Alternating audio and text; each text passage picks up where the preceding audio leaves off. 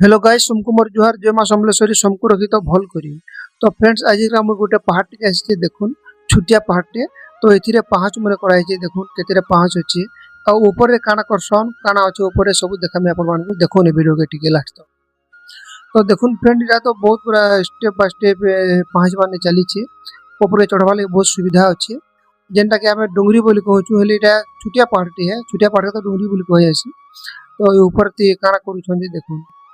काना करा जासी देखुन टिके इ ऊपर ते एटा छुटिया मंदिर बाई गुटे करा हिचे देखबे इ जगह रे प्रति वर्ष गिरी गोवर्धन पूजा करा जासी आउ इटा बलांगीर पाखे अछि जेनटा कि पत्थर चेपारू 1-2 किलोमीटर दूर अछि इ पहाड़टा एटा फुल झरन रे जासी फुल झरन सिपतला रास्ता रे अछि केबे बलांगीर आडे आसबे बोले देखबे इ ऊपर के चढ़ी देखबे बहुत सुंदर लागसी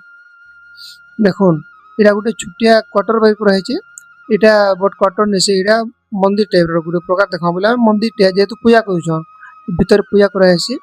तापर एटा टिके पड़िया अछि ऊपर ते तुलसी बुटा उठी अछि देखुन तुलसी सोडा अछि ना तापर एटा भी पूजा पाठ करा हेसी जगह रे देखुन